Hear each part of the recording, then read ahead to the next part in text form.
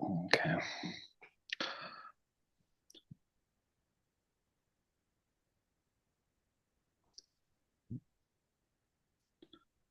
All right, there we are.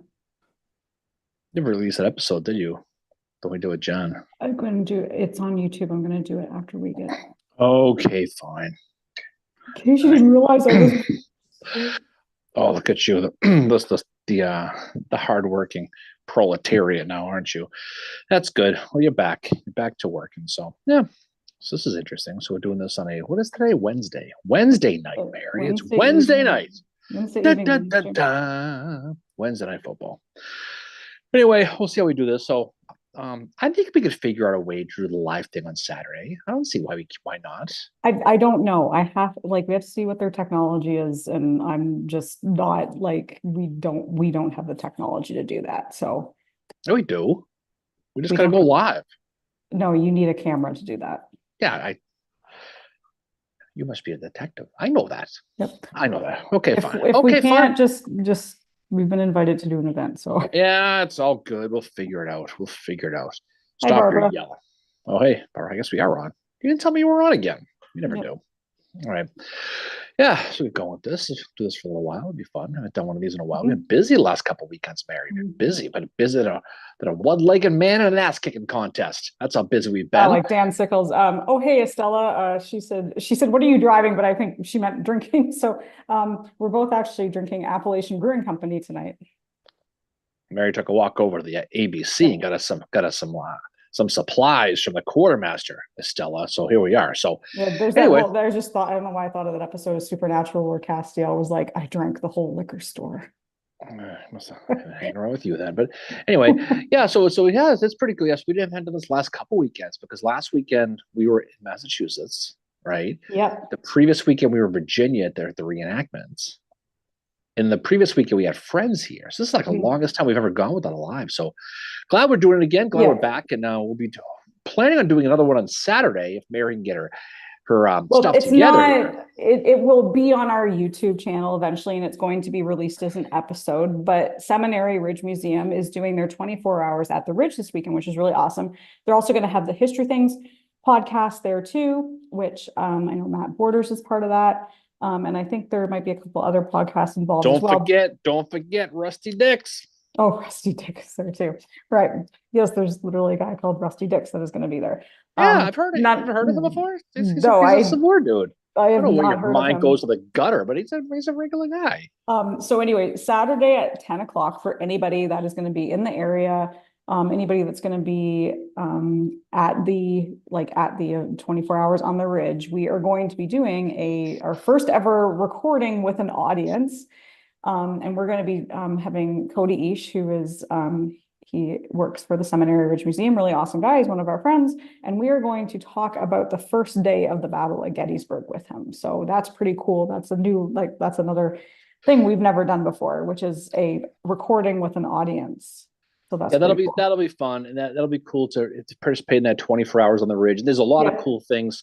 I mean, there's a ton of. They're playing the movie Gettysburg at midnight Friday Yeah, night. You can sit there. midnight to 4:30. They're playing the movie Gettysburg, and I think it's all free.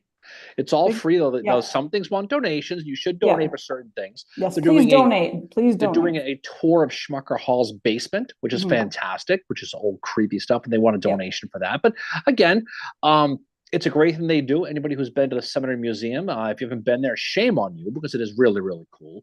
Our friend Pete, who was there, now it's he's moved on.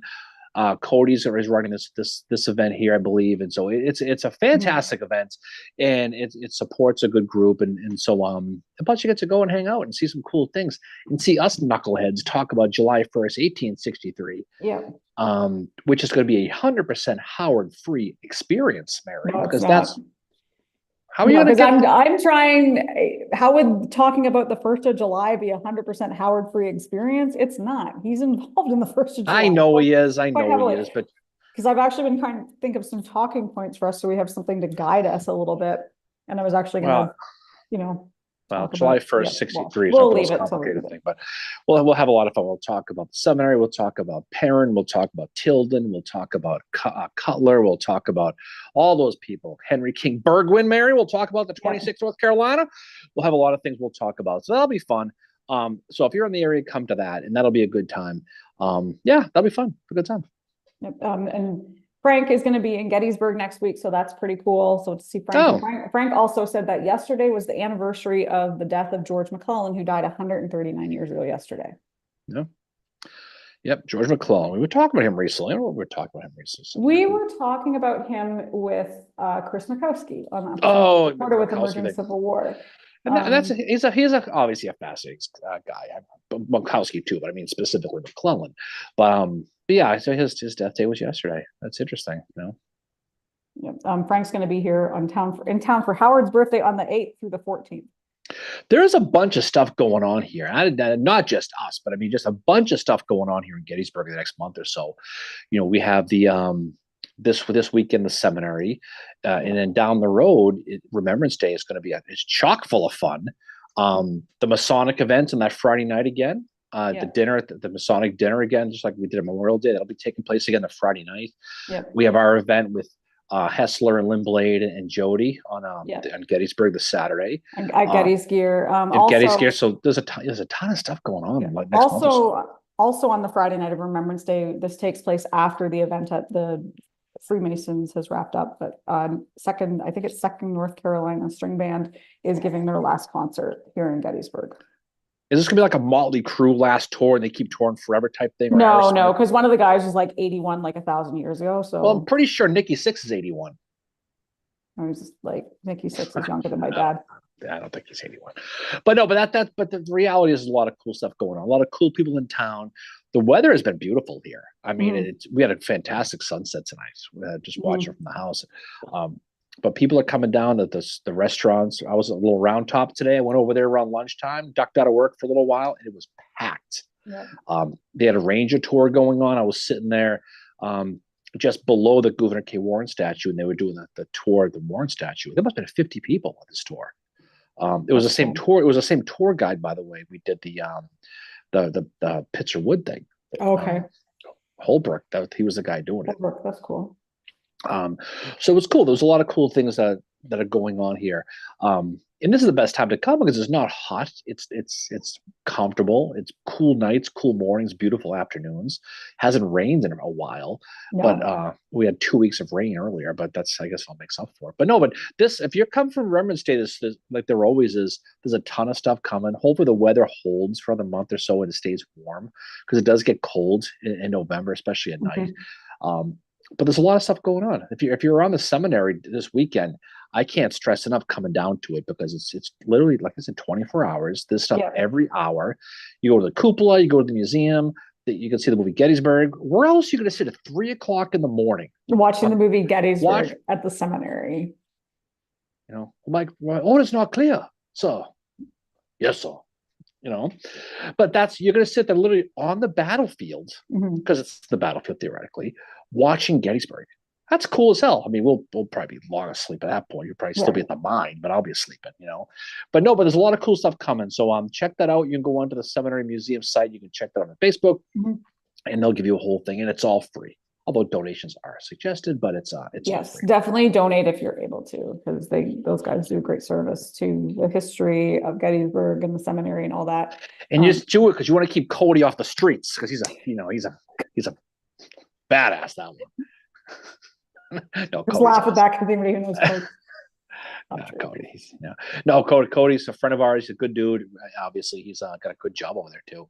But there's a lot of stuff going on. But Remembrance Day weekend is always a big deal here. We have some friends who are reading the names of the soldiers. That's always a big deal. Yeah, I know MJ and Beth are reading the names of the soldiers at the cemetery. Is MJ just going to keep repeating Hancock, Hancock, Hancock over and over and over? But seriously though, there's a lot of stuff going on, and that's a great weekend.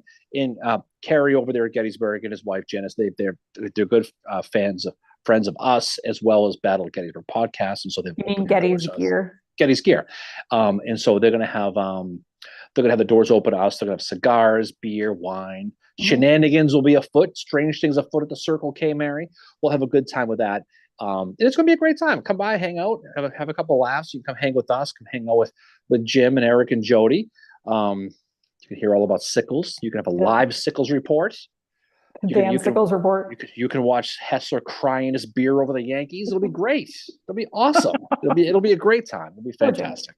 Oh yeah, poor Jim. Estella mentioned she mentions the BMI and that we were at Cedar Creek a couple weeks ago. So anybody who follows us on social media knows that we did our first ever Civil War reenactment at the Cedar Creek reenactment, which is that's a great place. If you're going to start reenacting, if that's your first time, go there because it is amazing. It is so well done. So we were able to, our friends are part of the BMI. So, Bill Etzkorn, Ty DeWitt, Tony Hoover, Maria Black, and Cindy Etzkorn, Bill's wife, are all part of this BMI reenacting group. And we were invited to come along. We joined them. It was really, really awesome. We camped on the battlefield that night in a Civil War tent. It was really cold, but it was worth it. And it was so nice because just you're immersed in that.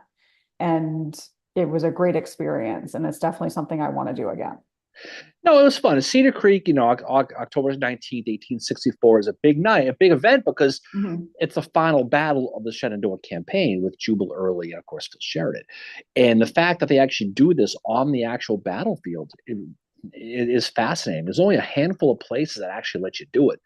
And so we were in a little tent, literally on the same area where the 19th Corps was, right? Yeah. Exactly.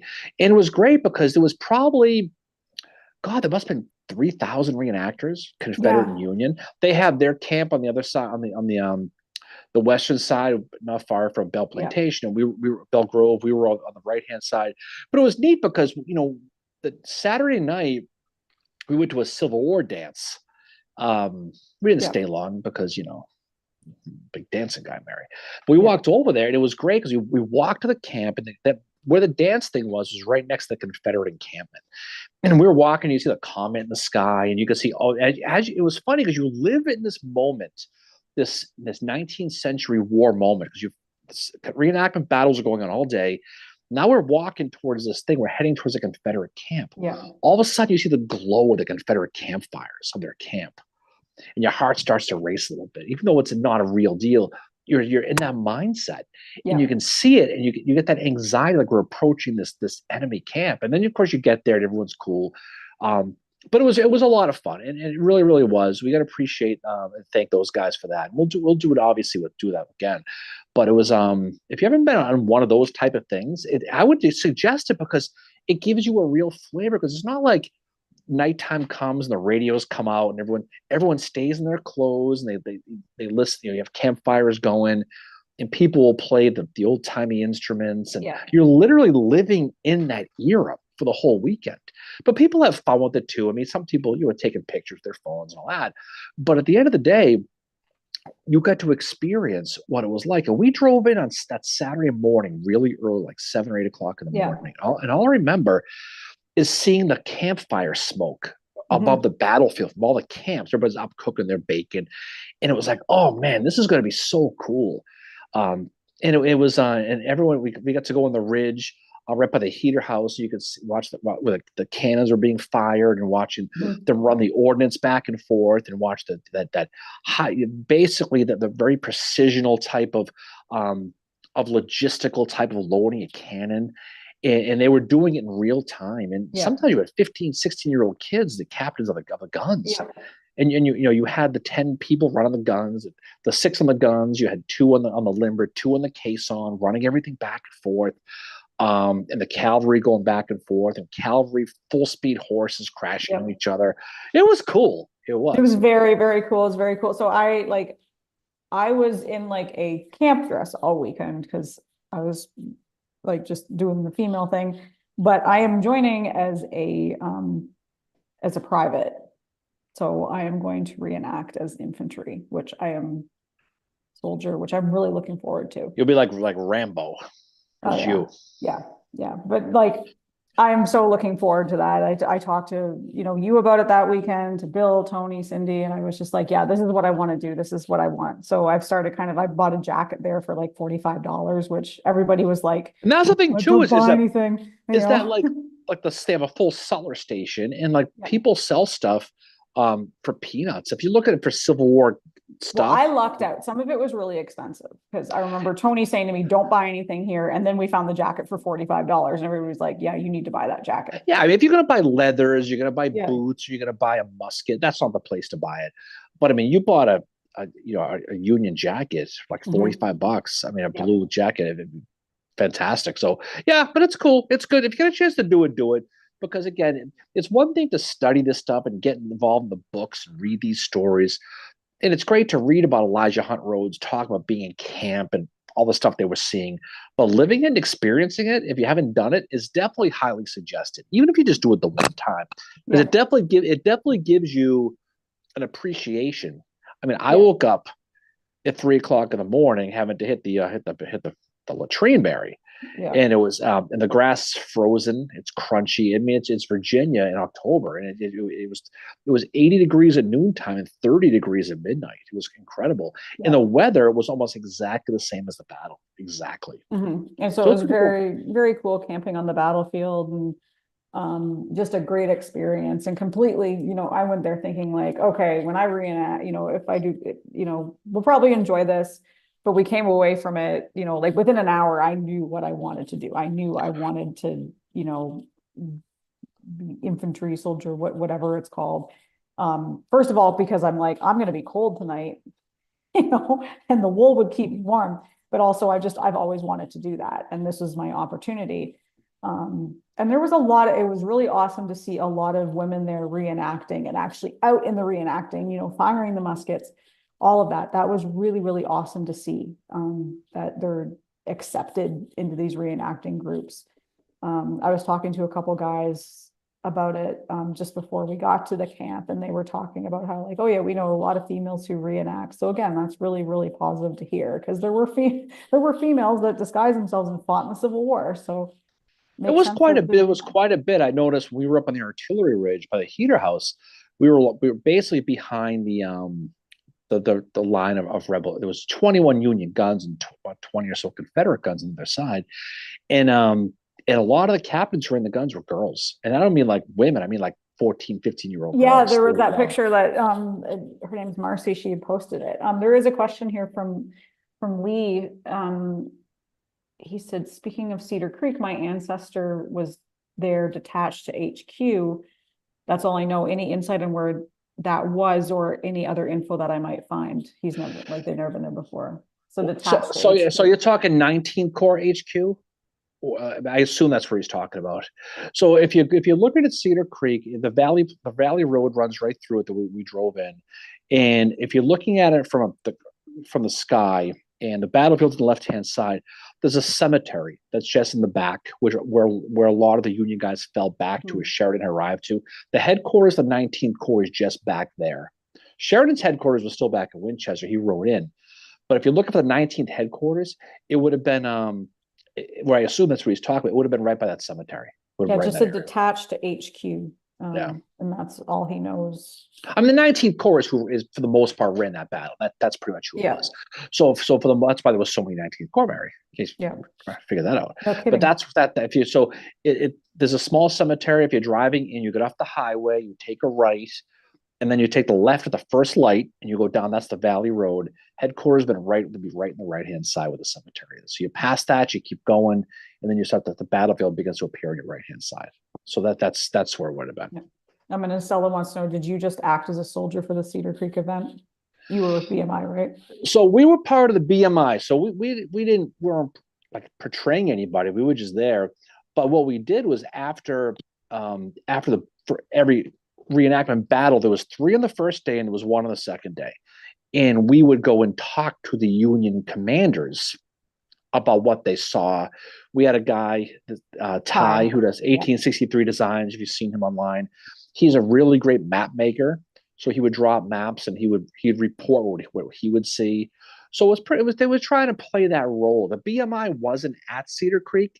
per se like they were in the Gettysburg campaign, but we tagged along and they played along with that. So they would interview what they saw, what the rebels did, and then what they saw, and then Ty would do the maps. And it was kind of like a support thing. Next time we do it, I'm going to fire that gun though, Mary. You fired a gun that night. Mm-hmm. It almost knocked you on your little butt. I was freaked out about it. But next time we do it, I'm going to be on the front line. I'm going to take some ribs down there. I'm going to do it. It was. I'm just going to run at them. Just bayonet. No, but that's you talked about just going up creeping up from behind in the woods and just totally dropping. Well, that was one of the most impressive sights. The whole thing is while we were on that second day, we're up there watching the artillery go back and forth, and in front of us is the big field, the battlefield, and you're seeing the rebel regiments forming on our left, and you see this blue long line, like 1,000 infantry troops walking up the road, getting ready to set into battle line, and it was so cool to watch because you're sitting there hearing the cannons going. I mean, they're all using 8 ounces of powder, not 2 pounds. It was not as loud, but the one thing we did notice though was the acoustic shadows. Mm-hmm. So we could see the Confederate cannons all going off. Can't hear them. The flashness, but you couldn't hear them. Yeah. And you could sometimes, other times you couldn't. So in the valley, we talk a lot about acoustic shadows in a lot of battles, and it comes up in almost every battle. And we got to experience that in real time. Yeah. Which is pretty cool. That was really cool. Yeah. Because we could see them firing and you couldn't hear them. Because sometimes the rebel cannons would fire, the Union wouldn't respond for a few minutes, right? And it's like, wow, we saw that, we know it fired, but there's no noise. Well, you saw like the little flash, the muzzles, the flash of it, yeah. Up, and then you didn't hear anything. But then we're behind the Union guns, and you boom, boom, the ground shaking, everything's car alarms going off. Mary's crying, she can't deal with the sound, But there was a lot of that though. It was pretty cool, but it's definitely worthwhile checking out.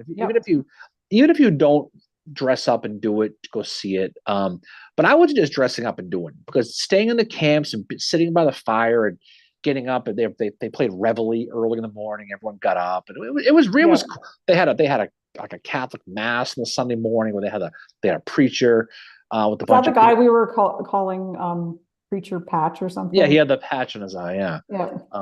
But it's cool. You get to literally live in that experience for a couple of days, and then you get back in your car and you get stuck on Virginia traffic, and you're back to reality. Honestly, though, it was very zen, because like for the weekend, it's been stressful, like starting a new job and stuff, and like just to get away even for the night was great, like because there's no need to be on your phone, and when you're sitting around talking with people, you're actually talking and having conversation around the fire.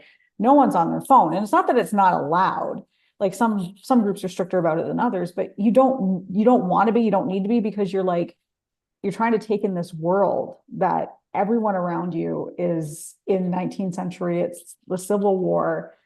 And I was talking to Bill Etzkorn about it, just how good camping and being outside is for you mentally. And that's absolutely true.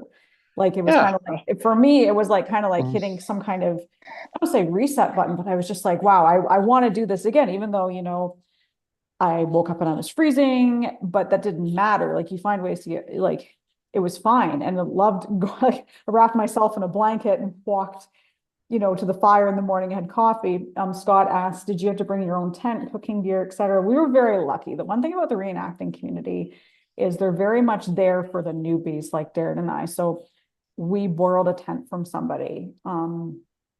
We were able to borrow cooking utensils. I actually ended up getting a haversack passed down to me that had all the cooking utensils in it and the cup. So they're there for each other, especially the first timers, because they want them to come out and have a good time, because sometimes the reenacting community doesn't have a great reputation. But, and we did, so Bill and Cindy brought all the cooking gear. Cindy did all the cooking, amazing. She made barbecue chicken one night. She made us breakfast. The food was so good. It was really a great experience. It was, but if you bring your own stuff, and a lot of these battlefields, they require a certain type of tent. You can't bring a traditional camping Yeah. bubble There tent. was guys sleeping so we were in our tent and there was guys sleeping next to us that were like on the ground, no tent. Yeah, they were sleeping on a rubber blanket Yep. with no tent in 30 degrees in Virginia night. I was like, wow, that's And I but no, walked back to the tent in the morning. The one guy's like, "Good morning, ma'am." And I'm like, "Good morning." it's like, what's wrong with you? You know, but no, but there is a type of protocol. There's if you go on the websites, it tells you the type of tent you can't have. And there are rules. Yeah. But the people we were with had a tent for us to borrow, so we stayed in that one. We stayed right in the line with all the other ones. It was really cool. Yeah. It It was- was very, very great, very positive experience. And we're probably gonna, well, not probably, but we're going to be doing Bentonville in April. Yeah, we'll do. It's in March, by the Oh, way. March. Oh, March. Yeah. No, and so the thing that you study the Civil War and you read about it and you do podcasts and all the stuff people do, but that's a different side of it, And I don't see a lot of people going out and doing it who do what we do, and I think they Mhm. should because I think it's another side of it that I think you can really appreciate is getting out Yeah. there and actually being in the brush with these people and learning from it because you like anything else there was some great people we talked to. There's a couple of people who talked and talked and talked and talked and talked. Oh, that one Um, guy. you know but it's a great way to get a full worldly view into all this stuff, which I thought Mhm. was cool. I thought that Yeah. was fun. Yeah, it's definitely, and it's a great way because often you'll sit around and you'll start talking about like the history. Estella was wondering if we learned anything about Cedar Creek that we didn't know. I think um I learned about kind of more just how involved the 19th Corps was. I think, Anytime we've been on the battlefield before, and we did an episode of Cedar Creek a long time ago, but I think anytime you can, we were there before, but when you stay on the battlefield and you walk it like we did, we walked the whole battlefield, and you really see the terrain. That's the thing you learn, is you're trying to figure out, okay, this is the artillery platform where the Union was, where the Confederates were, and where they talk about the smoke filling up the valley, yeah, and now when you go there and you experience, you can see exactly what they're talking about. So to answer your question, yeah, you'll learn about how it was like to fight in that battle, because otherwise most people study these things and it's just like pushing. It's like playing a video game, moving parts around. This guy comes this way, here comes Custer, and everything that happens Mhm. with Cedar Creek, and now Sheridan rides in, saves the day, all that stuff. Well, Sheridan didn't ride in, Right. unfortunately. We did not see No, Sheridan we did ride not in see on Sheridan, Ramsey. but I've been in the real battle though. Yeah, Although Custer really gets most of the credit for that, but he was brutal at Cedar Creek. But yeah, but you can see what when you read about these, you can see what they're talking about. And a good battlefield like Cedar Creek is pristine. Um, so you can see exactly what they were talking about. So you get a learning, yes, but you get a better idea of the stuff you already did learn. A lot of it makes more sense on a yeah, kind of a first person level. Because now you can, it's one thing to read about it, it's another thing to see and experience it, because then it brings it all together. yeah. That's why you got to walk the battlefields. Even here over here, Pickett's Charge over here on the corner, Mhm. is you can look at a map and talk about, okay, here's where Kershaw, I mean, uh, all these guys were, Armistead was, and Kemper were, all those guys. But until you walk it, you can't understand the valleys and the dips and the pits that these guys would have walked through. Yeah, So it's the same concept. You get more of a learning appreciation of what the people who were there did and saw, and it helps bring what you already learned more into a kind of a more experienced type of level of learning, yeah. which is really Mhm. neat, because now when you read about it later on, now they talk about this stream behind the heater house, how it jutted right up. There was a Mhm. huge hill, but then it turned into a flat ground. And you're trying to figure it out, but then you go there and you say, okay, that's what they're talking about. Now it all makes sense. Yeah, it's like I mean, you can study these battlefields like from afar, especially if it's not easy to travel or whatever. But to get out there and walk the ground after you've studied it will help you understand it even more. Like, for example, when we went to Chickamauga a couple years ago, I had been there twice before. It was Darren's first time, so it was my third time. I had never gone down to Chickamauga Creek where Wilder had crossed. And I felt like, I'm like, okay, well, I've read about it, I've researched it, I think I understand it. But then to go down there and actually see it.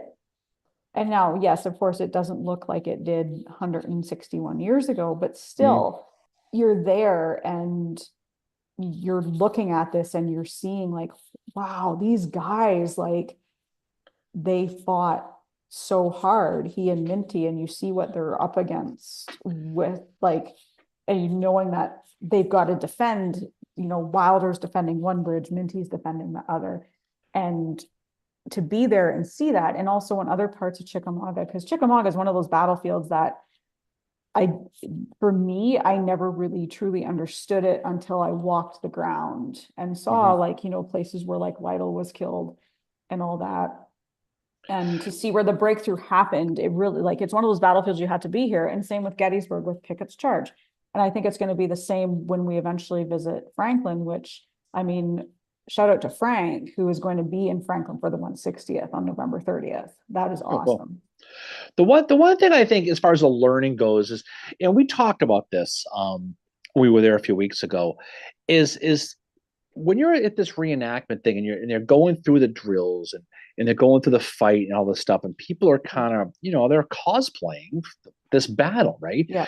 And and they're having a good time with it, and they're all that stuff. The thing that I thought about was, if a soldier could come back to life and experience this, and this is the thing that's amazing. The Civil War was probably, for most of these guys and women too, the worst 4 years of their lives. The Battle of Cedar Creek for a lot of people was misery. It was cold. It was violent. People got killed. People got injured, maimed. It was for a lot of men and a lot of women too. The Battle of Cedar Creek, for example, was the worst moments of their lives. So I wonder if they would come back to life. Think about the worst 4 years of the worst moment of your life. Okay. The worst experience you ever had in life. Think of 150 years from now, some person is being you and reliving that in the mindset of like, what is wrong with these people, right? That's the thing that I couldn't help thinking, was if they came back to think about how people would want to relive this moment. For a lot of them was pure hell, what they would think about it, right? And that's the thing that I kept sticking in my head, was how they would think about the concept of reenacting overall. And it's a blast. It's very educational.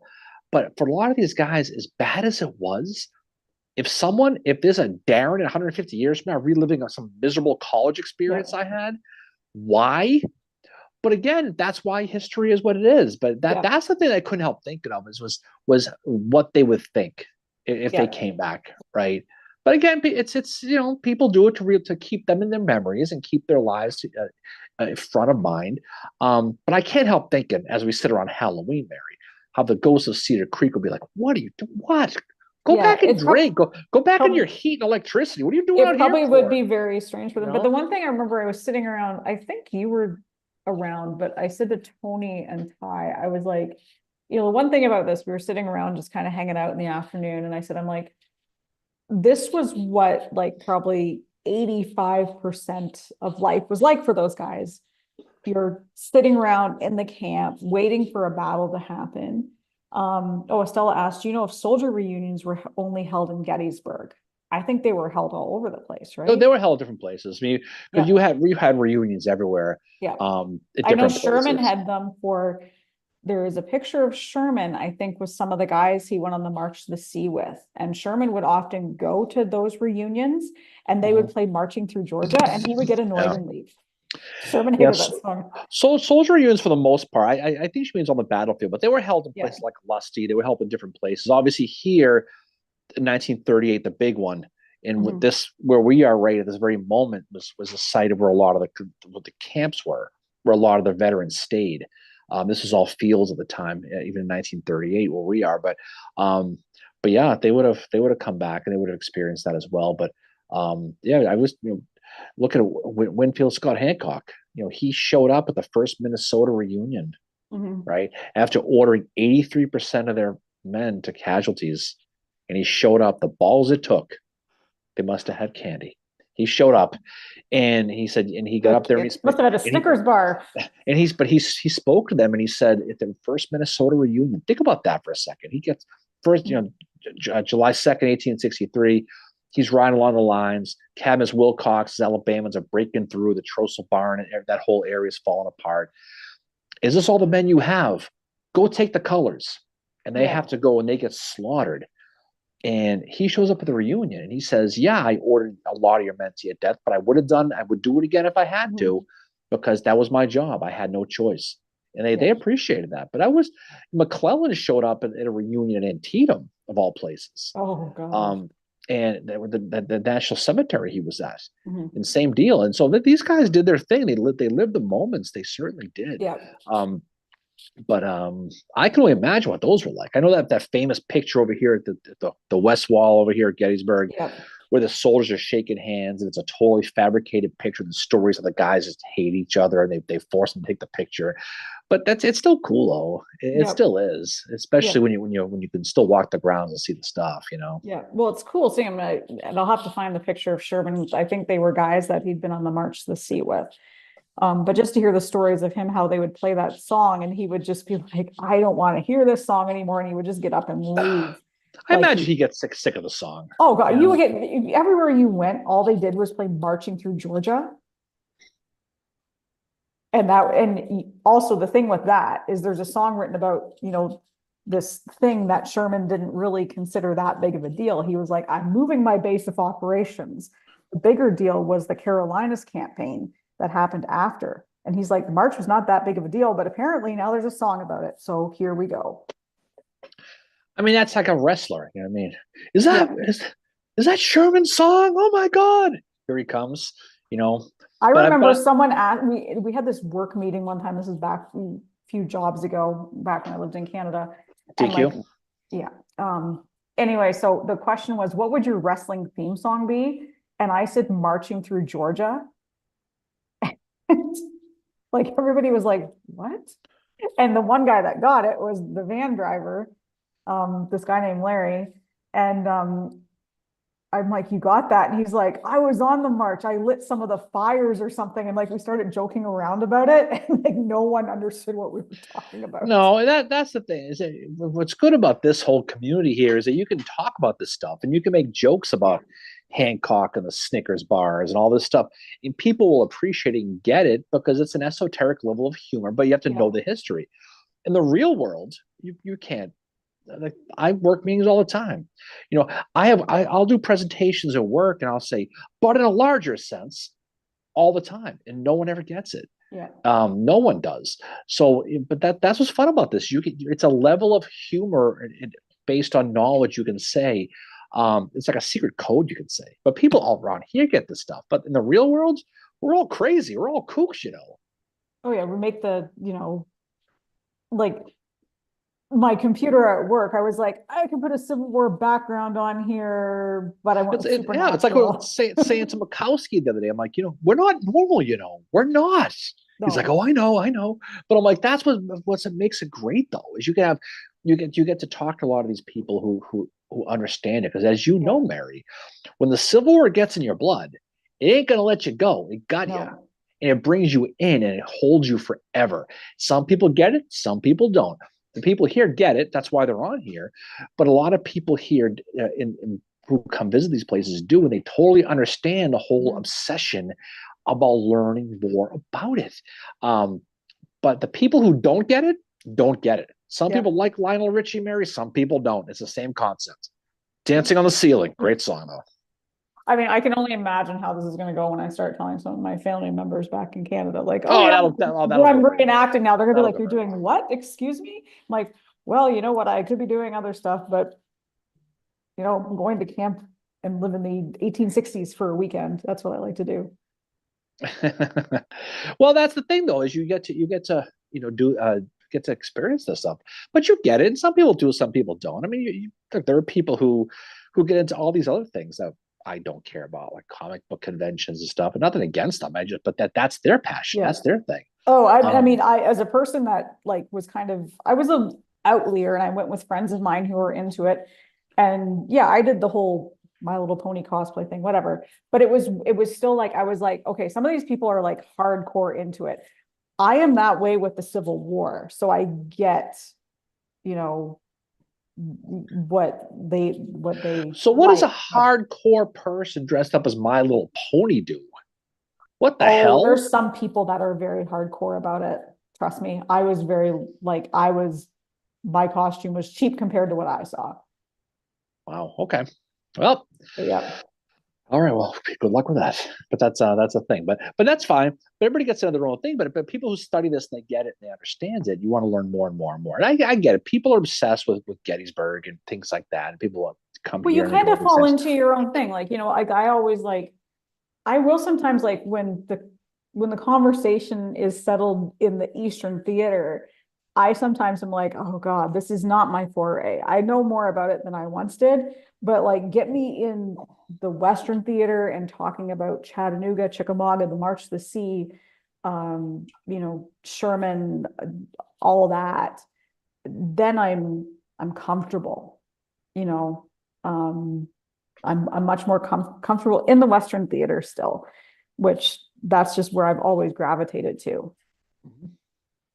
And yes, there's people that are more comfortable with studying Gettysburg, and that's awesome too. Thing is you can all learn from each other, and it's all like when you study it, you realize how intertwined everything is. One of the questions Makowski asked us, asked me was like, why do you like Howard so much? And I had to explain that, and it's one of those things where it's like, You well, talk about his rock hard abs and his chiseled face. helping my case. But like it's you to explain it. And I said, I'm like, well, you relate to them in some way. Well, that of You course. I mean, find their story fascinating. You find out that they're kind of this underdog that has done so much more. And that's not just at Gettysburg, that there's a lot of people that were like, wow, I didn't realize, he goes on to found Howard University, Lincoln Memorial and all that. Like he's out and we were talking about Slocum with some of our friends the other day. It was one of our friends had a question about which army did he command in the Western Theater. It was Army of Georgia. And just, I said, I'm like, Slocum was a lot like Howard in that when he went to the Western Theater, he really shines. And he kind of finds his place out there. He's very good as the left wing commander. He's on the Carolinas campaign. He's at Bentonville. He's at, you know, all this stuff out there. And people kind of forget about him and Howard post Gettysburg.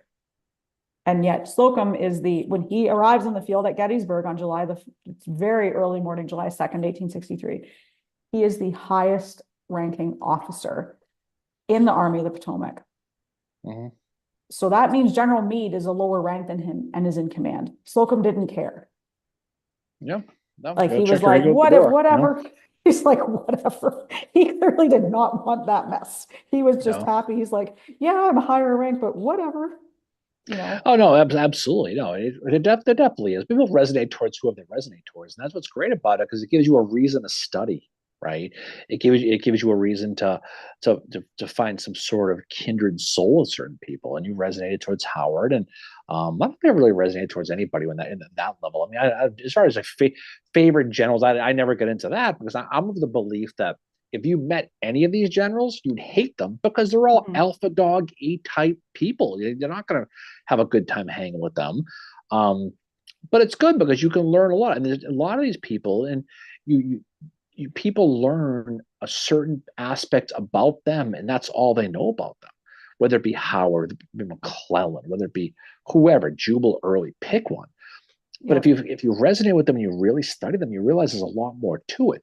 I mean, the Howard people, the ones who don't like Howard, they talk about Chancellorsville, even though that was not really his position. There Hooker was a put him guy out that was there. adamant about that on the weekend on X. He was like, I was looking at the conversation and you were responding to him. And I was like, okay, just can we okay, we get it. Yes, Chancellorsville was not his best day, but can you just let that go for a second and take a look at the rest of his career? Well, I mean, you take away that Barlow gets taken away, that whole thing. Yeah. I mean, there's a million reasons why that failed. And you could have taken the SEALs of today and put them there, and they're going to get beat by Stonewall that day. This is the Yeah. numbers. It was a mathematical equation. Your flank is in the air. You have nowhere to anchor it. He didn't place the men there. Here at Gettysburg, he wasn't even in control of Gettysburg. Schurz was because Reynolds ended up taking over from Doubleday, and he ended up was lining up Cemetery Hill while Scherzer's trying to fight Rhodes and trying to fight Yeah. Gordon early and all those people. There's so much misperceptions, misconceptions about a lot of these guys.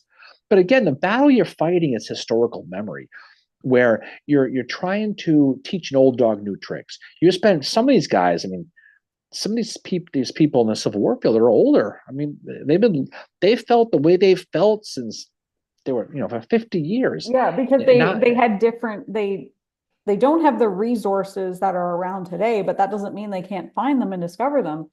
But like I saw you talk, like, the guy was going on about Schurz, but then like you told him that, and then he was like, yeah, well, Howard was still the guy in charge and his response. And I'm like, let it go. it's like, dude, you take the L and move on, right? Yeah.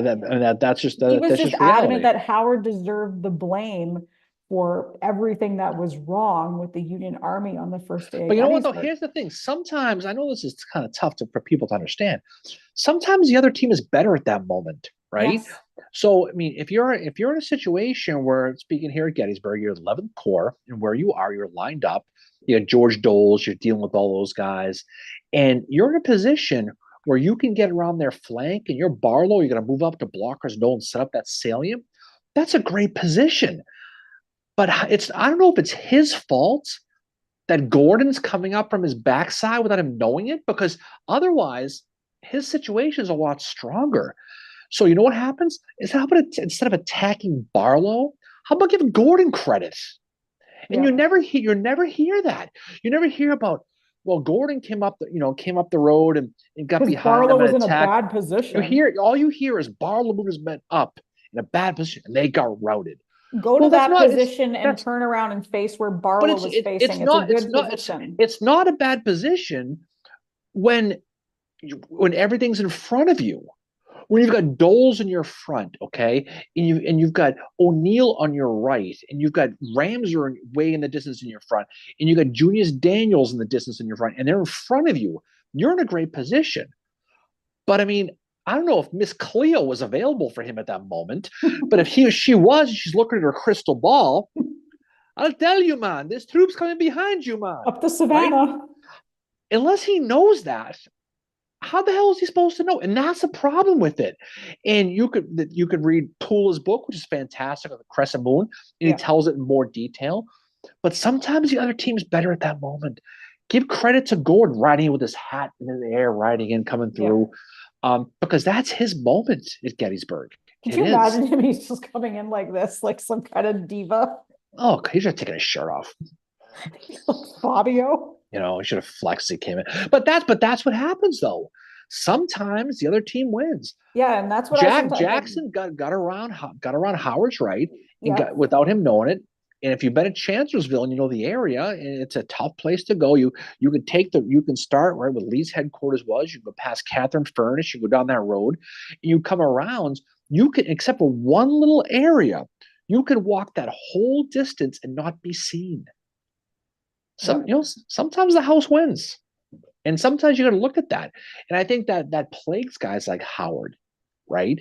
Yeah. And I think that's the problem, is that you learn that, and you're ingrained into your head that, okay, Howard screwed this up, but you don't look at why he screwed up or how he even did, right? I've been to the ground. I can tell you how you go there and you're like, wow, this is why this happened. And yes, should he have been like, yes, not his greatest day. Von Gilsa was trying to tell him, but Howard's getting a billion different messages from people. At the end of the day, it's Joe Hooker who's in charge, but he's like trust or whatever.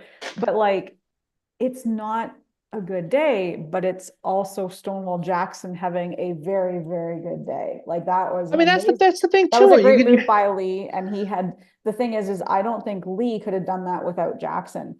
And I've come to have more of an appreciation for Jackson because of that. Like I go back and forth about Jackson. Do I like him? Do I not?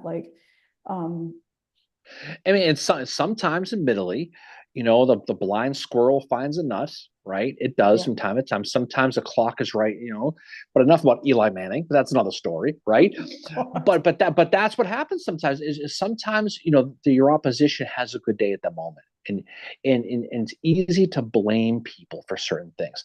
Now, again, if you're talking about a gross miscarriage of something that's like the crater, for example, right? Yes. Yeah. Or something that's just a complete disaster as far as drinking or just not paying attention, getting completely routed. But if you're ready and you have the intel to the best of your ability and knowledge that this is what you're in a good position, you still get beat. Sometimes the other team gets you, right? Exactly. Yeah. And Tammy said, who wants to be judged by our not so good days? And Tammy also said she highly recommends visiting Wilson Creek Battlefield Yeah. near Springfield. That is like another underrated. Well, That's like Trans Mississippi. there's a lot. I mean, there's so many good battlefields like that. The one that corresponds to Wilson's Creek here in the east is probably Monocacy, realistically. Yeah. But there are a lot of ones like that that you can look at and you can figure out. And that's what's great about this studying this aspect of American history is this. For the most part, the battlefields are still there. You can at least remnants of them are. You can at least see because the topography for the most part is the same. You can still see the undulations, Mary. Right? You can still see the mountains. You can still see the streams. You can still see what a lot of the guys would have seen. And that's what's cool about it. Yeah, and getting back to the whole, like, someone has a good day but give the bad day but give the other person credit, that also goes back to what resources are you reading. And that's one thing we talked about with Chris was like, how do you evaluate how do you evaluate these resources? Well, you have to, like, first of all, like, you have to look at like who are they citing, who are they using for their sources, what are they leaving out, and like, do they have an agenda as well? And that goes back to the memoirs. Like, if you're reading memoirs, the person writing them, they have a bias and they have an agenda and they're going to make themselves look better, Well, and then it's also pig piling. I mean, some people, I mean, one of the biggest examples of this, is talking about Hood, right? In Tennessee, where he gets beat by Schofield. And people blame Hood, they blame Breckinridge, they blame Claiborne, they blame Forrest, all these guys. But Schofield was brilliant. Spring Hill, right? But you don't hear about that. All you hear about is Hood got pantsed. Yeah. But you don't hear about the things that Schofield, because no one knows Schofield, because why the hell would they? Schofield. I mean, very realistic, for the most part. But you don't talk about how well he did to get his army past them. Yeah. He couldn't be that great. It had to have been Hood asleep at the switch. And this, the truth lies somewhere in between, realistically. Yeah, there's always. But you never hear about. God damn, I tell you, that Schofield was great. Wasn't he great? You don't hear about that. No, that's like stewardess. That's like stewardess. May I have this recipe? You never hear that. Same concept, right? You never hear from Chancellorsville. Wow, Jackson was amazing at Chancellorsville. Well, no, you hear that though. Of course. Well, I guess you do. Not as much as the whole, like, have you seen the posts on social media on the anniversary of the Battle of Chancellorsville? It's kind of disparaging. No, right. But you're saying is that sometimes it's easier to. You hear. I know what you're saying, but Jack, that was probably Jackson's greatest moment was Chad. I completely agree. Yeah. But yeah, I get what you're saying about Schofield. You never hear about that. Good evening, MJ. And, Ed said George Pickett had a bad day. George Pickett had a very bad day. As bad as Pickett was at Gettysburg, Five Forks was worse for him. Oh, it was. But again, it's part of it. A shad bake. Well, no, right, and that was Fitzhugh. That was not just Pickett, but I mean, but there's the big fish battles you get blamed. And something? Last I checked, Pickett's not the one who ordered that. That was his orders too. So you have to kind of play it straight with that. And we were just saying a few minutes ago. Okay, it's one thing for you to follow orders. Okay, you're going to 1:07 p.m. We're going to fire 47 guns across. Slow down the 122 Union guns. Then we're going to move across. We're going to take it. It's going to be great. That's the order. But you have to do it. Yeah. It's another thing to sit at Five Forks, be at a shad bake, get pantsed against orders and lose, right? And that's the thing is people look at Pickett, and Lee never had an issue with Pickett until Five Forks. Yeah. After Five Forks, he thought he got rid of him. and he saw Pickett riding through the camp one day, and he said to Marshall, he said, "What is that man still doing with this army?" Because he thought he got rid of George Pickett. George Pickett never forgave Robert E. Lee. Never forgave Robert E. Lee. Well, didn't Mosby try to do the reconciliation? John Mosby tried to parent trap them one day. He tried to sit there and say, "Well, Robert E. Lee." This is back when Robert E. Lee was doing his final tour, his Rolling Stones, steel wheelchairs tour, his final tour. He's going down south, and he's going to get some fresh air after he got sick. He's going to arrange that meeting with Pickett. And he's going to walk in there, and he's going to bring George Pickett to Robert E. Lee. They're going to mend fences. It's going to be a big old hug. And he gets up there, and Robert E. Lee just kind of stands up and real straight like he does and glares at him. Yep. And Pickett, they were very cordial and icy. And that was the last time I ever met. And Pickett walked out. And of course, Pickett was all pissed off. Yeah. And Mosby's like, "What is your problem?" He's like, "That old man ruined my army." And then Mosby says, "Yes, but he made you famous, though, didn't he?" And so he's like, "Yeah, I guess he did." Right. And so that was but they tried to reconcile, but Lee never got over that. Lee never did. No, and like every time you say Mosby, I think of our cat. On here somewhere. Picturing a cat for some reason, taking Pickett in. But the other thing we were talking about too that happens around Five Forks, we were talking about this with Jay Price, who we recorded the episode with last night, our Halloween episode. But she actually came to see us last week with our friend Laura, who you just met. So she's now your friend too. She was cool. She was very cool. Laura and Jen are very cool people. And we were talking about, Laura didn't know the story about Gouverneur K. Warren, because we were talking about graves we visited and how sad his grave is. And she was like, she knew that he had things had not gone well, but we were like, yeah, he's buried in a civilian uniform. And she didn't know why that was. Yeah, I mean, that's the thing too, is Warren ends up commanding. He's a rising star engineer at the Union Army here at Gettysburg. He's the Nicky Six of the AOP, by the way. No, he is. He definitely got a he got around. But he's coming in the Fifth Corps at the end, and he's he during the whole Amelia Courthouse and that pursuit from Petersburg, and this is where Sheridan and Warren have that measuring contest, right? Yeah.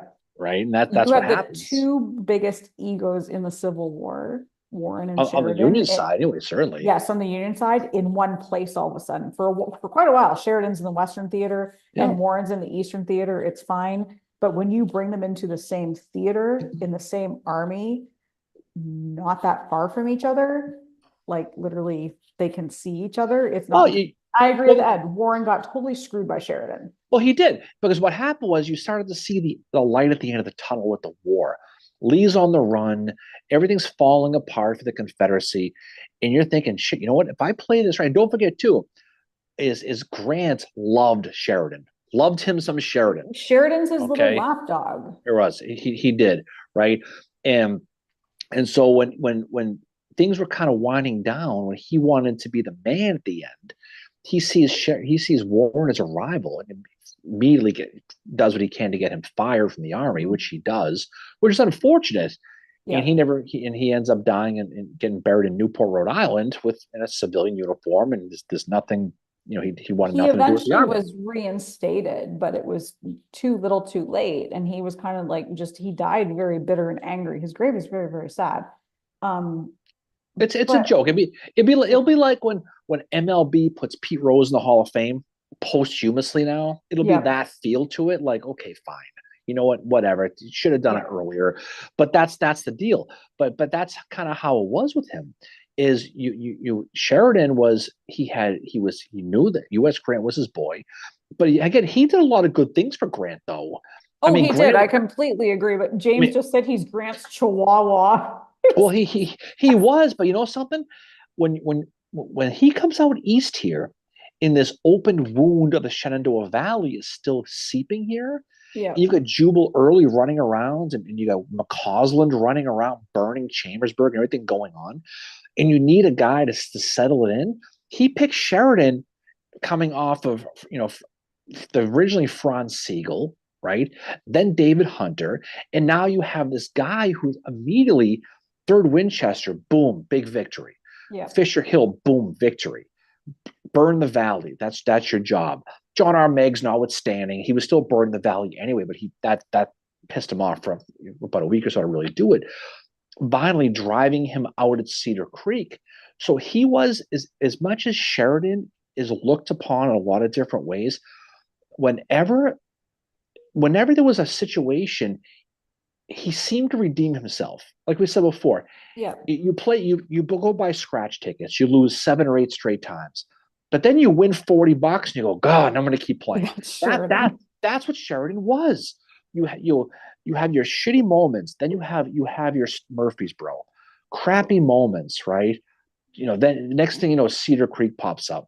Yeah. The third Winchester. So he has the moments to win just enough to stay in the good graces. But then when we took a look at how much Sheridan could not stand George Meade and vice versa, they hated each other. But in that, what does that do?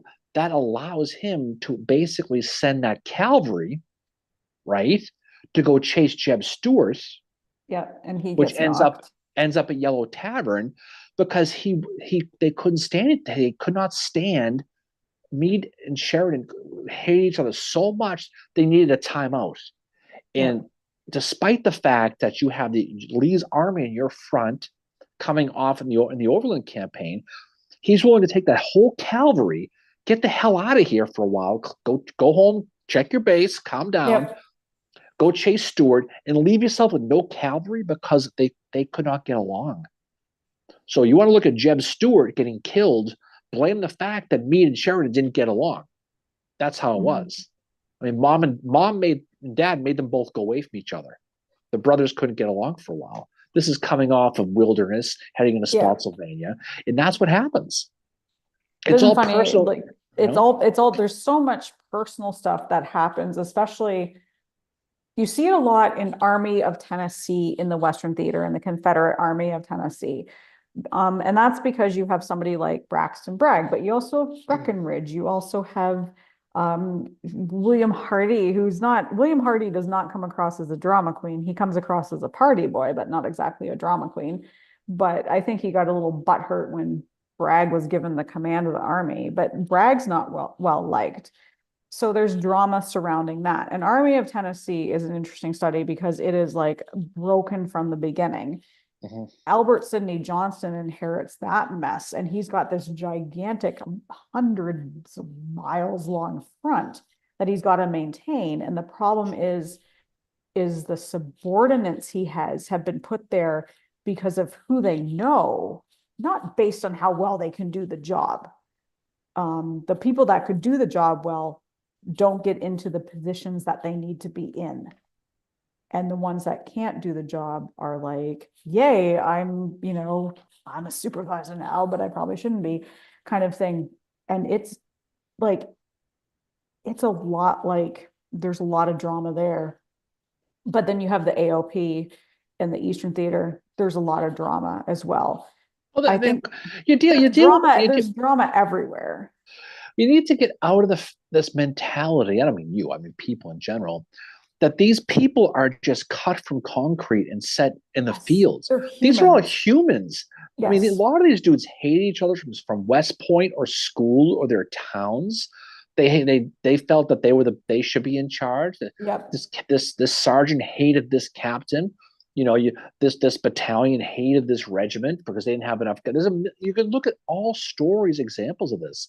But at the end of the day, you're taking thousands upon thousands of men, putting them together in a war environment with no food, limited supplies, have them all get along for a greater good. Oh, and by the way, on the Union side, half of them weren't fighting for slavery. They didn't care about it. They were fighting because they had to. They were fighting for their states and not everyone's on the same page.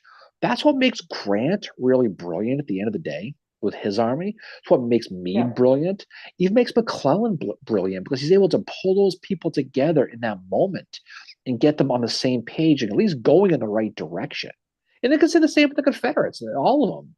I mean, Lee was the best one out of all of them, but you have a lot of good Confederate generals, especially the subordinate level, who were all doing the same thing as well. But it's hard to herd cats, especially when these guys have never been more than 10 miles from their home. These guys are all like cats. And when you realize that, like, so you think about wherever you work today, and there's always a little bit of workplace gossip. It doesn't matter where you work. That is happening in Army of Tennessee. That is happening in Army of Potomac. That is happening in Army of Georgia. It's happening in the Army of the Tennessee. It happens. It's human nature to be that way. And James says the small world of West Point generals is like a Mean Girls collective. Yes, that's like, of course. Think about it. You're dealing with old grudges from these people, and a lot of times dealing with people who come from privilege, from money. Yeah. But not many West Point people were broke. A lot of them came from, you were connected type people. Mm-hmm. They all felt they were special. And a lot of the grudges they carried throughout later on. We saw that. I don't mean pie plates get broken over heads. I don't mean that. I'm talking about later on in battles in their own army. You saw this. And then there was the looking down at the non-West Point people. There was that too. But again, remember too, West Point was not what it is today. West Point was more of an engineering school back then. Exactly. So it was versus now, but still at the end of the day, it made you were in a situation where you had one step ahead, one leg up anyway. Yeah. That's kind of how it was. And like Ed mentions the Stonewall versus AP Hill feud, which I said this is the spite march at Antietam. AP Hill marches to Antietam because he's ticked off at Jackson, but Burnside owes him money, and McClellan took his check. Well, I mean, the thing about Jackson though is he was a very micro level manager. He wanted things done. He wanted things done right. He was very clear about what he wanted, which that is the type of manager I want. Right. I mean, versus Lee, who was a macro manager. I have that. I'm very lucky. Lee would tell you, go take that hill. Don't know how you do it, but go do it. That's what I want you to do. I would be like, I need more information. Right. Versus Jackson would be, I want you to go up this road, take this right, jump over this log, set up your flanking. That's how he was. And so when you served under him, if you had specific orders given to you and you didn't, you were told point blank, you hold this line, you do not retreat, you stay where you are at all costs, and you retreat like Garnett did in Kernstown, you're going to get court-martialed because you didn't follow orders. That's the way it is. AP Hill got court-martialed. I mean, they all did. And so that was the deal with him. But he was a very strict type of leader. That's why you saw some of the problems happen after he died in the Gettysburg campaign, where you have Ewell and Hill, who were used to very specific orders under Jackson, who were now being told, you were vague orders. And the famous story is Ewell and Campbell Brown meet at the Cashtown Gettysburg area, which is 8 miles apart. And he says, well, is anybody in the general staff could know how to give a legitimate order, a specific order? And someone wrote that quote down. Yeah. An intelligible order is intelligible order, because that's what that was. They weren't used to those type of things. And you saw that later on as the war went on, because these guys from, specifically in the 2nd and 3rd Corps of the Army of Northern Virginia, instead of the 2 corps you originally had, now they had to adapt to a different leader style. And there was a huge adjustment for them, because you're told you're living with your parents, and they're very strict parents. You're told to be home at 10. You have your dinner. You sit straight. Your hat's off at the table, and then you go off to college, and now you have freedom, and you have to make your own decisions. Yeah, that's kind of how it was for a lot of these guys, and people don't really understand that. But they had to, right off the bat. Ewell has a great day at 2nd Winchester right off the bat, but he gets blamed for Culp's Hill for not taking the hill if practicable. But that's a foolish concept, because he wasn't going to take Culp's Hill because the 12th Corps was up there, and he knew they were up there. Yeah, he was beaten up. Lee had not given him reinforcements. It was the end of the day. They were fighting all day, and he's take it if you can. And people bash him for that, but at no point did Lee ever blame him in his post battle action reports. Blame him for that. It's that new phase now. It's the new people who say, well, Jackson would have done if he were here, which is laughable in a million different ways. Yeah, it's But like, that's what. no, he wouldn't have. A great comment here from James. He said, I have to thank you for widening my view of McClellan. Always saw him in a bad light until his Crimean experience. We talked about that in the episode where Jackson, he is over in Europe for the Crimean War, and he sees like, oh, here's Mosby. This is our cat. Yes, it's a fat cat. He's getting big. He's only 6 months old. He's gigantic. He's a tiger.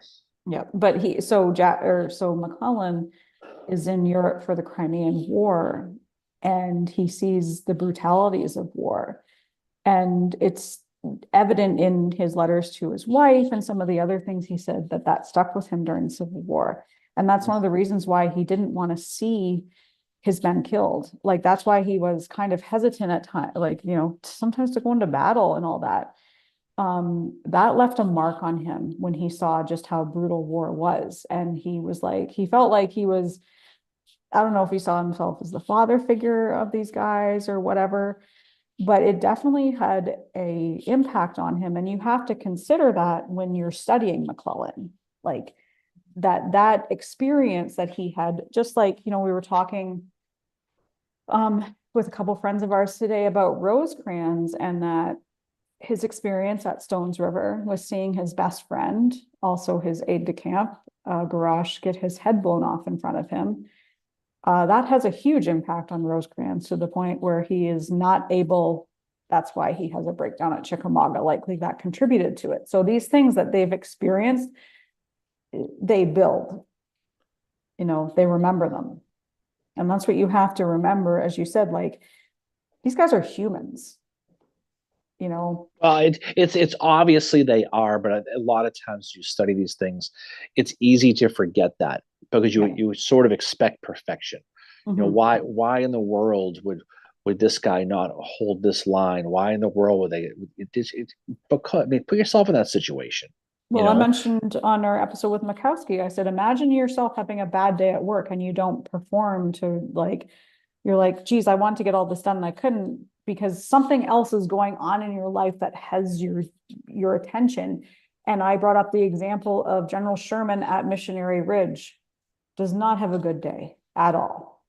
And part of that is likely because his son had passed away a couple months prior, and that's still on his mind, and he's not able to give it all he has.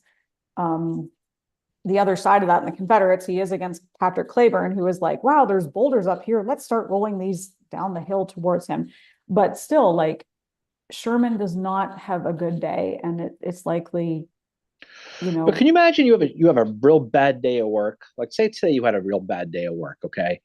And 160 years from now, people are studying it, your bad day, and they're criticizing me for it. Admittedly, it's an apples to orange thing, but conceptually, yeah, you can talk about Sherman and Missionary Ridge and the fact that he just lost his son. You could talk about Longstreet losing his kids. You can talk about these things. These people had all these personal moments. It's hard enough to leave your family as it is, especially in a war situation. And now you're losing your family left and right. How do you deal with that? I mean, it's easy to sit back and Monday morning quarterback that, but living that in real time. Fortunately, none of us, or hopefully none of us, have ever had to experience something like that. But I know, I know that it's you can see it in the memoirs, you can see it in their action, you can see the mental strain drawing on guys like Rosecrans, guys like Rufus Dawes, right? Guys like that where they've seen enough, and your body's only wired to take so much of it. Right. And that's the thing is, we don't give them a pass as historians. We blame them for it. Right. We sit there and say, what could they have done better? And it's easy for us to say that, because we're not that. None of us are Confederates. None of us are Union soldiers. We've never been in that position. So for us to sit there and criticize what this guy should have done, it's arrogant is what it is. But again, that's all history is, and it's not a bad thing per se. It's just questioning these moments. But I still think if these guys would come back to life today and saw the microscope level dissect and analyze that how they're being they'd be like, what is wrong with you? This is this is in real time. Go get yourself a sandwich, go sit under a hornet's nest, hit it, stay there and eat the sandwich, and then tell me about everything that's going on around you at the same time, Yeah. and then have you be judged on that 150 years Yeah. from now, right? And that's how it was. Yeah. It's not like they're humans. They have bad days, they have good days, whatever. They have stuff going on. They have mean girls, like, as James said, the Mean Girls Collective. That is what ousts Lou Wallace into kind of this. He's ousted away from the army after Shiloh because Grant needs a scapegoat, and it's like, we will pick Lou Wallace to be that scapegoat. Well, there's And, always going to be a scapegoat. There's always going to be someone's fault, and that's the thing. And we see that think your own lives. I mean, people, unfortunately, we're wired that if you screw something up nowadays, it's certainly not your fault. It's got to be someone let you down, and that's how it was back then. But back then, if you made a mistake, you got court-martialed. yep. You got hauled in front of the Joint Committee on the Conduct of War in the Union, or you Yeah. ended up in Stonewall's doghouse. Yeah, well, that's what, like, MJ mentions Garnett. Well, the Garnett thing, though, he had specific orders he didn't follow. Yeah. So of course you'd get court-martialed. But again, Jackson wasn't there. He wasn't up front. He stayed back, so he wouldn't know. But they were getting routed by Nathan Kimball. But again, he retreated. He was told not to retreat. You're told not to retreat, you retreat. You get court-martialed. That's what happens. Yep. Sounds like there's a battle going on upstairs. I don't know what he's into. I don't know. But I mean, that's the truth, though. And you see these things, and it's easy to look back on and criticize. But these guys, you see AP Hill, he leaves Harper's Ferry, goes to Antietam, he bails out the Confederacy out of pure spite. And that's a great story in itself. Yeah. But that's the reality, Yeah. Yeah. I'm so distracted by whatever the cat's doing right now. He's got something. It's okay. But it's that's why you study it, though. And the more you read these things, you definitely see a more perspective and a more worldly view of it, which is neat. It's why people read, Yeah, no, I completely agree. And like, the AP Hill thing, like where he's going to Antietam because he's mad at Jackson, and also because, like, was it Burnside owed him $3,000? Owed him money, and McClellan dated his girlfriend in college. He never got over it. Well, McClellan's mother, or the mother-in-law, the future mother-in-law, was James says Mosby's outranging. Yes. Yeah, I think he's beating up Sheridan over here in the kitchen. I think he's beating up my backpack, actually. I don't know what he's got. It doesn't matter. But that's the thing too, is men of vendettas. They're fighting for, because AP Hill, he's coming off of the court-martial. He wants to prove himself. He's got a million different reasons to do it. And you see a lot of those things. You look at William Tilden here at Gettysburg. He ends up he tells his boss James Barnes, if the Confederates got to run my right, I need to get the hell out of here. He's like, all right. And because of a mistaken order, he ends up leaving, and it opens up the wheat field and exposes the wheat field. And then you have the Battle of the Wheat Field, all because of a mistaken order.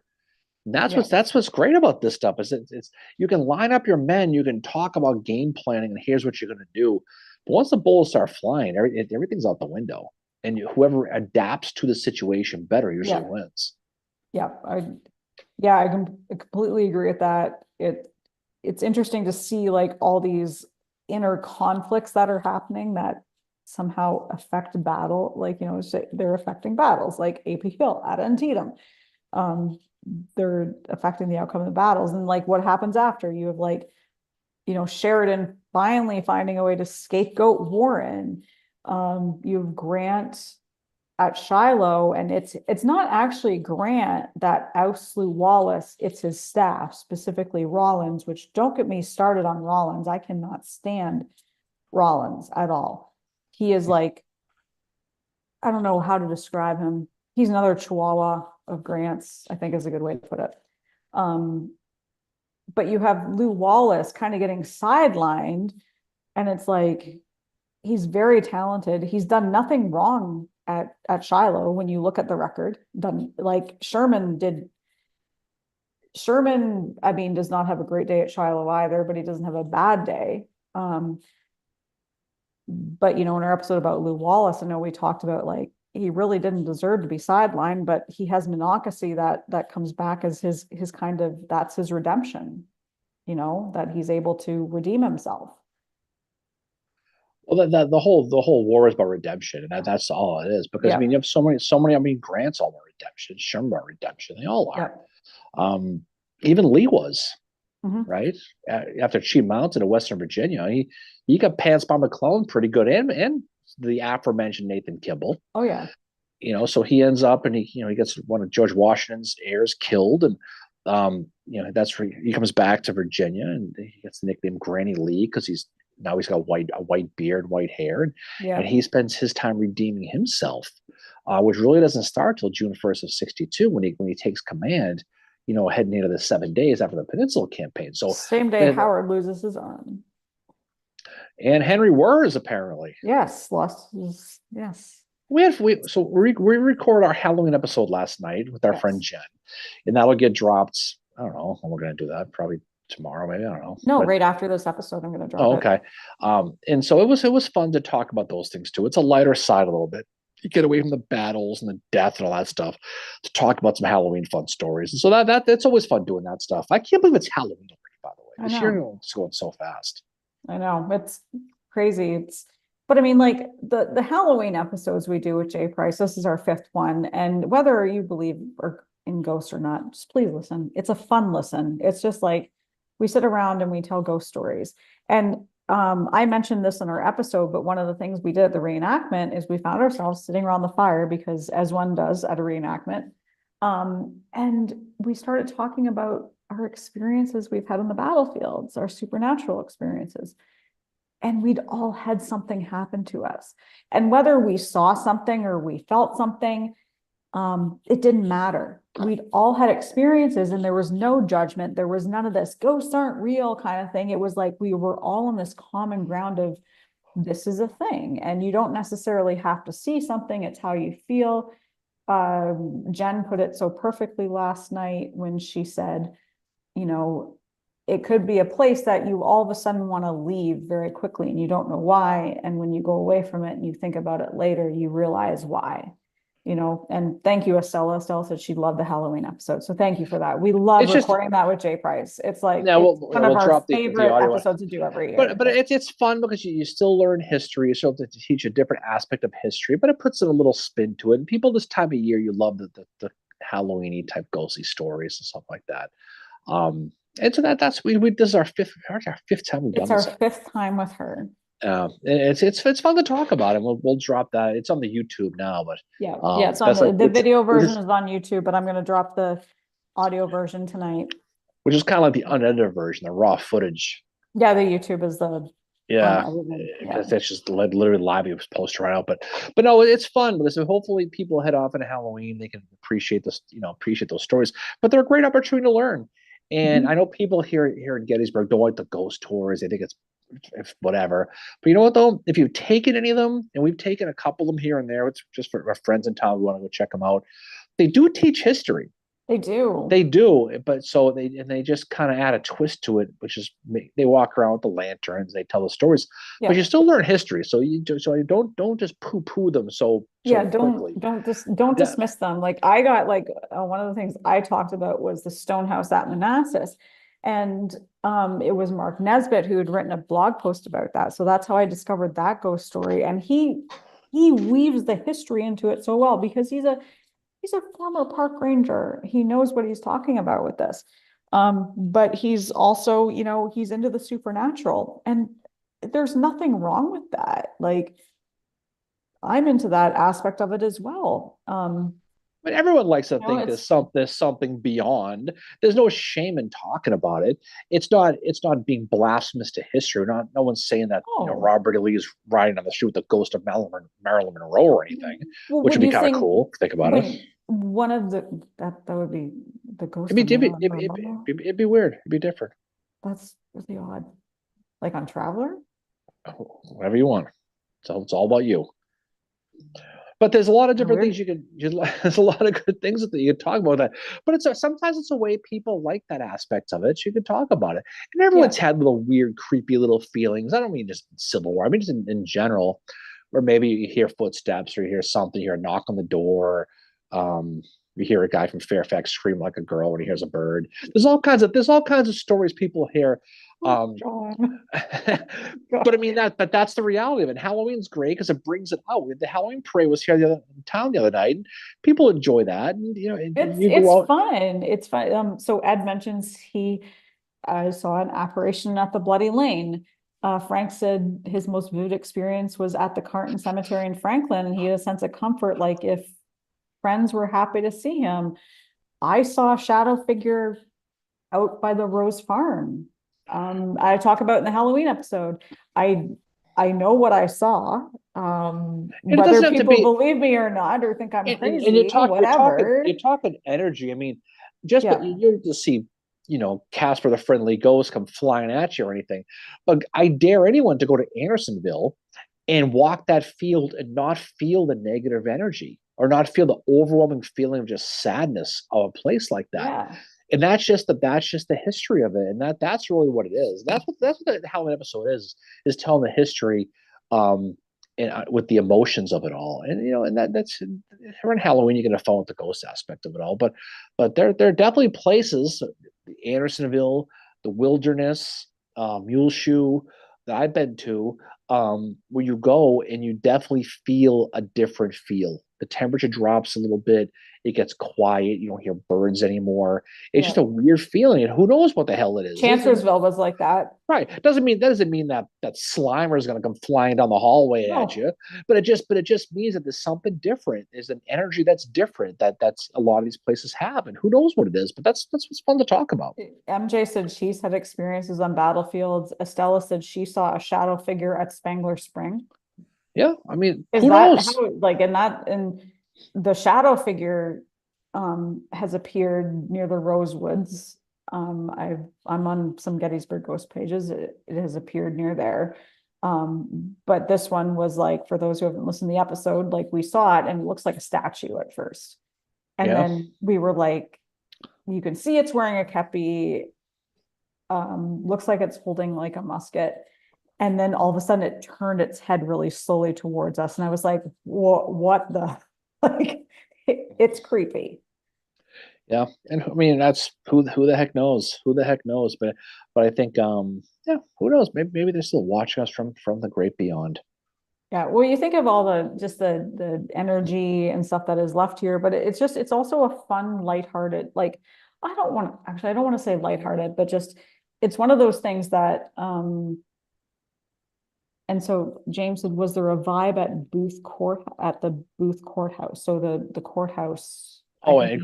at Grant Hall in DC. Yeah. Oh, Oh yeah. yeah, Oh there was yeah. but the thing about it though, it's kind of a self-fulfilling prophecy though, because when you go to Grant Hall, and we did an episode with Michael Kaufman a few months ago, and we went there about a couple months before to kind of scout the place out, Yeah. and you walk in there and you can definitely feel it. You can feel there's just the negativity in the whole hopelessness, but a lot of it's because the history that took place in there. So sometimes your mind, the history, so when you see it, it kind of brings it upon you. But our But one I've been, friend who works there, every time she goes up there, she always says, "Hi, Mary, I'm here," to I mean, let Mary speak Surratt know that. speaking of Surratt, one creepy place is her gravesite, Mhm.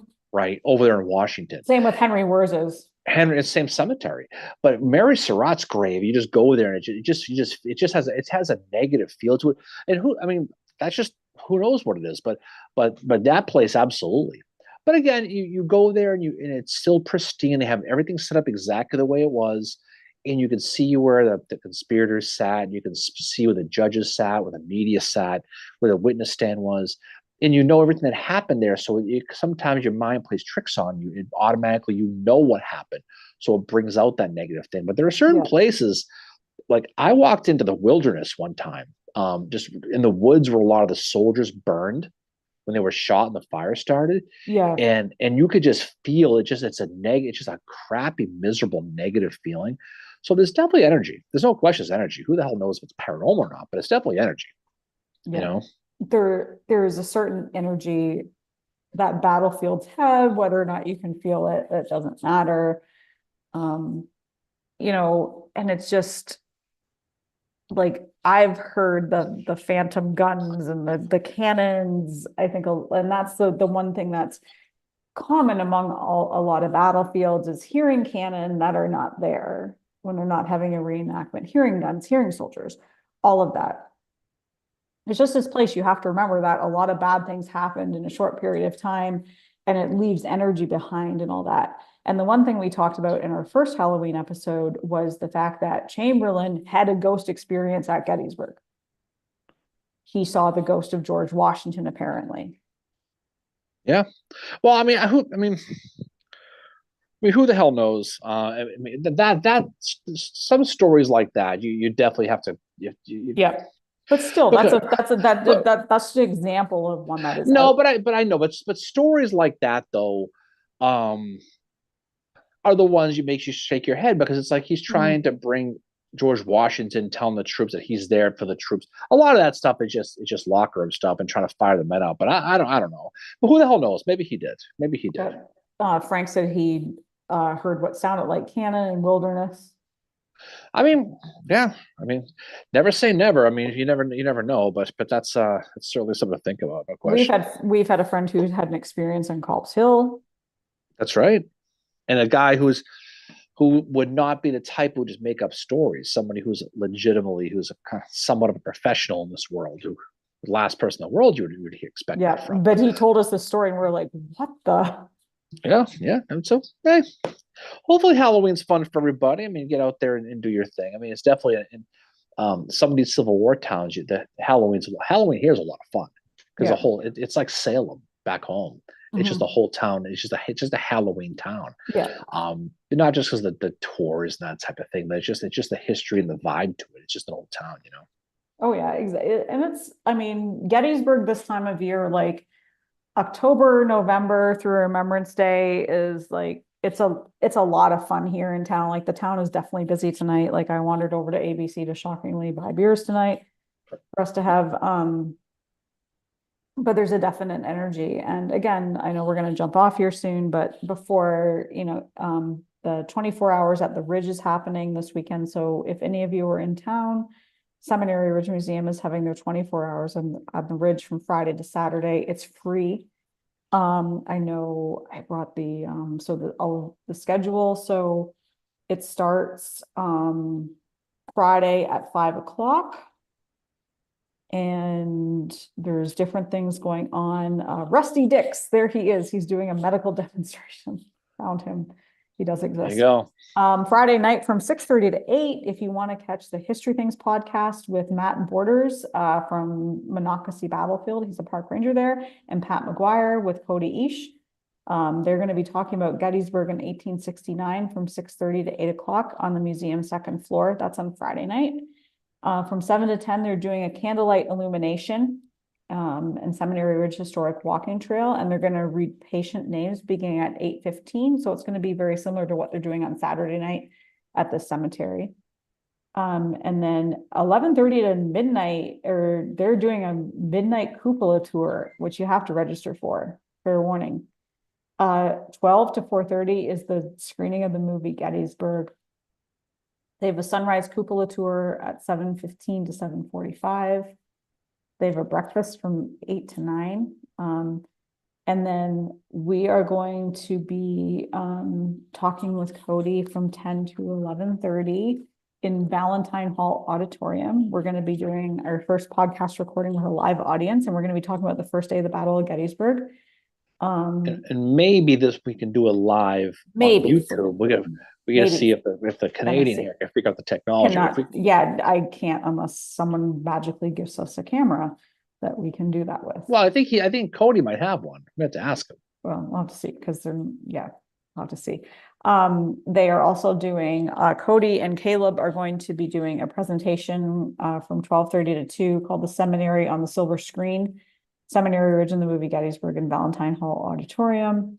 And there's some other stuff going on that day too. So there's lots going on. It's a full day. It's 24 straight hours is great. So if you are in the area, Go check out all the events. You come see our event. If you're in the area, go see Valentine Mhm. Hall, which is cool. But if not, that's fine too. But we'll be doing that. And then we got a bunch of stuff coming up. Remembrance Day we talked about. We got the Getty's Gear event we talk about Yeah, with Getty's Battle of gear. Gettysburg podcast, Yeah. which will be a lot of fun. There is a Masonic dinner on the Friday night. The night before, I guess the 15th, I guess it would be. Yeah. Whatever the Friday is, there'll be that, so you can go online and check that stuff out. But there's a lot of cool stuff going on as we head into the fall before it gets too cold and everybody sits inside their house and just drinks, watches football for the rest of the year. So Yeah. And our next episode is going to be about the March to the Sea, not talking about the entire March to the Sea, but more so Sherman's planning of it and what went into it, because it was something that was very much Grant and especially Lincoln were very hesitant to do the March to the Sea, even though Sherman had done something very similar earlier in the year. He wrote Howard, and I think it was early September of 1864, saying, I'm planning something and I want you to be part of it. And he mentioned in that letter a right wing. So at that point, like, Sherman knew. But when the Battle of Cedar, so when the burning of the Shenandoah happens, Sherman still does not have permission to do his March to the Sea. And it's after the burning of the Shenandoah that Sherman finally gets that permission. yeah, So I think that was kind of what that burning, so what Sheridan did in the Shenandoah Valley with the burning, as much as I hate to give credit to Sheridan because I don't like him that much, I think that is kind of what tipped Grant and Lincoln towards this, yeah, let's let Sherman do his thing. and we're also going to have Robert K.D. Colby on. Yes. A guest with him. He wrote the book Unholy Traffic about the Mhm. slave trade in the Civil War South. He's got a book. We saw our friend Bjorn had him on about a month or two ago now on his podcast. So he'll be our next guest. We're going to do. We don't do a lot of guests, but he'll be the one. He'll be the next one. That book is a troubling book. If you've read Unholy Traffic, it's very good. It's good, but it really puts the whole slave trade into a dollars and cents economics type environment, and it's a fascinating read. So we'll have him on, not as a book club, but as a full episode, and then we'll get the book clubs going again here soon too. So I think that's a good place to stop, good place to drop this off as we get ready to finish this up. It's getting late. Yeah. Oh, thank you, Estella. So Estella said, thank you both for everything you do. Thank you so much, Estella, for supporting us, and we appreciate your friendship and all that. No, we appreciate it. Hopefully we can see you on Remembrance Weekend. Yeah, come on by. There's a lot of fun stuff going on here in town. So if you're in the area, just hit us up, and always good for hanging out too. Absolutely. Yep. So anyway, thank you everyone for joining us for this midweek live stream. We usually don't do these midweek, but we hadn't done one in a while, so we wanted to. If anybody's in town this weekend, definitely swing by the Seminary Ridge either on Friday night or Saturday. It's all free. We will be doing a recording with Cody Ish, first live audience. It might even be live, so it might be live. Not promise. I don't think it's going to be. I promise. And Frank said, "See you guys next week, guys at Gettysburg next week." Yes, definitely. We will definitely hang out with you, Frank, when you're here next week. Yep, hit us up. All right. So, any final words from you as we head off to Halloween? What are you hoping for Halloween? Reese's Peanut Butter Cup, Snickers bar. What's your thing, Mary? IPA. Shocker. Give me a Reese's Peanut Butter Cup all day. Best candy ever made. Actually, I had a couple of those at work today. Very underrated candy bar from back in the day. Tough to find nowadays. Is a whatchamacallit bar. You seen those, Mary? Those are really good. They were my favorites growing up, without a doubt. So hopefully we'll give some candy away to some local urchins. Hopefully they'll come knocking on our door. We'll sit outside and see if we get some trick-or-treaters.